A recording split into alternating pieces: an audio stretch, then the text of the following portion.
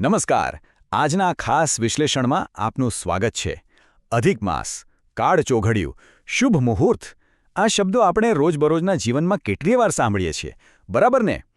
પણ શું ક્યારે વિચાર આવ્યો છે કે આ વર્ષો જૂની પરંપરાઓ પાછળ ખરેખર કયું ગણિત કામ કરી રહ્યું છે? આજે આપણે આ જ રહસ્ય પરથી પડદો ઉઠાવવાના છીએ. કોઈ જાદુ કે અંધશ્રદ્ધા નહીં, પણ માત્ર ને માત્ર શુદ્ધ પ્રાચીન વિજ્ઞાન. તો આજનો આપણો એજન્ડા એકદમ ક્લિયર છે. આપણે ફટાફટ જોઈશું અધિક માસનું ખગોળીય ગણિત, સૌર અને ચંદ્ર કેલેન્ડર વચ્ચેનો તફાવત, ધાર્મિક વહેમ પાછળની વાસ્તવિકતા, ચોઘડિયાની ગણતરી અને છેલ્લે જોઈશું ભૂગોળ વિરુદ્ધ જ્યોતિષ અને આપણો પુરુષાર્થ. ટૂંકમાં આજે આપણે ડરને બાજુ પર મૂકીને આપણા પૂર્વજોના અદ્ભુત ગણિતને સમજવાના છીએ. તો ચાલો સૌથી પહેલાં વાત કરીએ અધિક માસના ખગોળીય ગણિત વિશે. આ વધારાનો મહિનો ખરેખર છે શું? એ કોઈ રહસ્ય નથી, પણ કેલેન્ડરને સેટ કરવાનો એક જબરદસ્ત મેથેમેટિકલ ટૂલ છે. વાત જાણે એમ છે કે સમય માપવાની આપણી પાસે બે અલગ અલગ ઘડિયાળો છે. એક છે સૂર્યની ઘડિયાળ અને બીજી ચંદ્રની.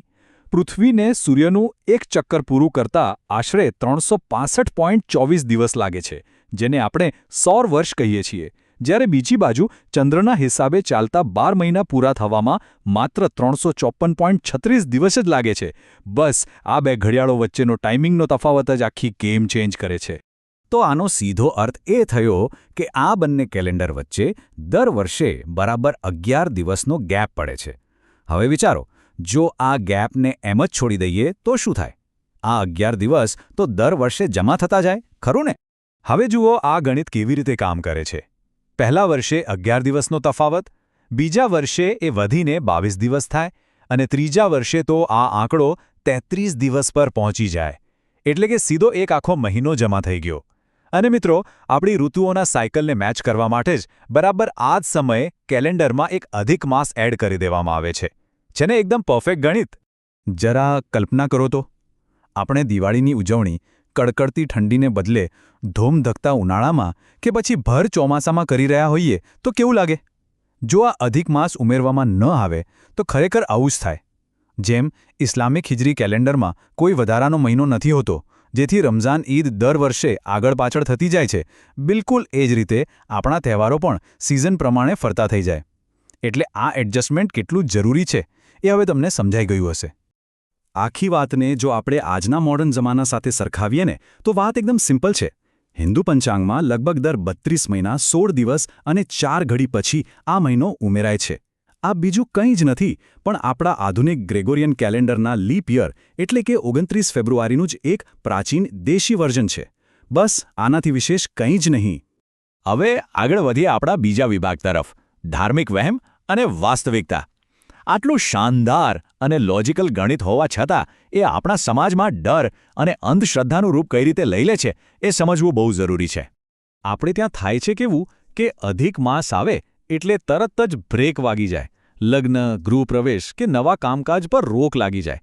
આ મહિનાને અચાનક મળમાસ કહીને અશુભ માની લેવાય છે.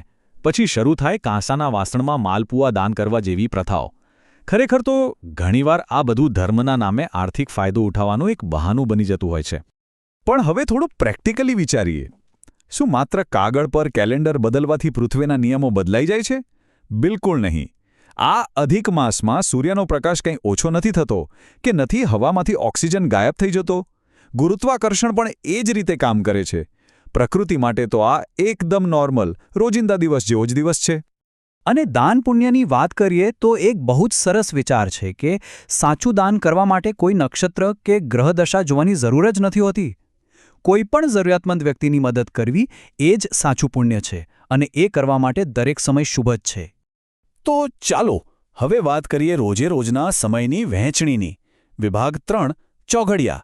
આ ખરેખર માત્ર સમયને ડિવાઈડ કરવાની એક સિસ્ટમ છે, જેના પર આપણે ગાડી લેવી હોય કે મુસાફરી કરવી હોય ત્યારે બહુ આધાર રાખીએ છીએ.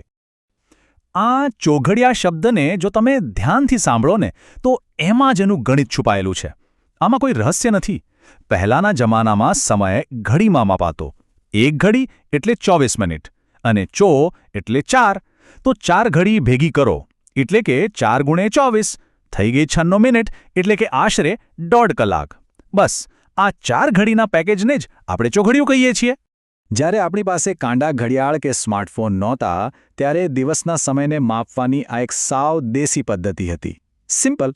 સૂર્યોદયથી સૂર્યાસ્ત સુધીના સમયને 8 સરખા ભાગમાં વહેંચી દો, રાતને પણ 8 ભાગમાં વહેંચી દો અને એ ભાગોને વાર પ્રમાણે 7 ગ્રહોના નામ આપી દો. આ માત્ર એક ટાઈમ મેનેજમેન્ટની ટેકનિક હતી, કોઈ ભવિષ્યવાણી નહીં. અને આ જ વાત આપણને લઈ જાય છે આપણા ચોથા વિભાગ તરફ, ભૂગોળ વિરુદ્ધ જ્યોતિષ. હવે આપણે આ ચોઘડિયાના કન્સેપ્ટને સાયન્સ અને જ્યોગ્રાફીના ચશ્મા પહેરીને જોઈએ. અહીં એક બહુ મોટો ભૌગોલિક વિરોધાભાસ ઊભો થાય છે, જે સમજવા જેવો છે. ચોઘડિયાની ગણતરી સૂર્યોદય પર આધારિત છે.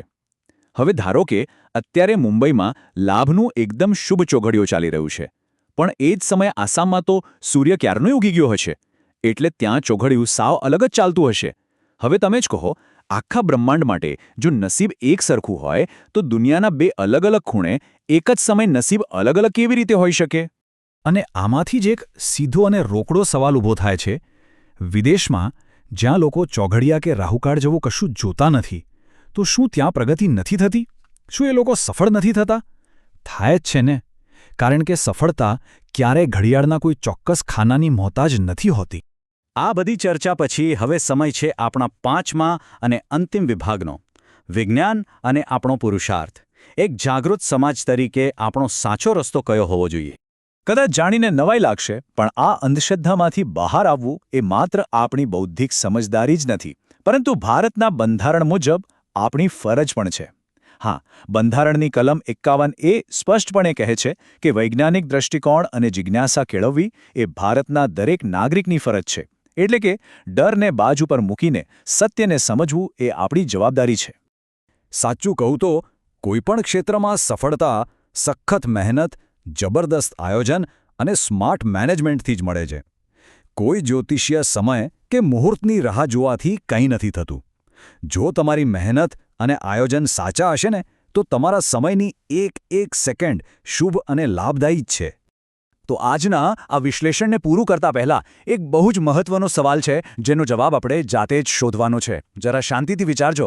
શું આપણું ભવિષ્ય આકાશમાં ફરતા ગ્રહો અને તારાઓ નક્કી કરશે, કે પછી આપણી પોતાની સખત મહેનત અને પુરુષાર્થ? નક્કી આપણે કરવાનું છે. આ એક્સપ્લેનરમાં મારી સાથે જોડાવા બદલ ખૂબ ખૂબ આભાર. બસ આવી જ રીતે સવાલો પૂછતા રહો અને વિજ્ઞાન સાથે આગળ વધતા રહો.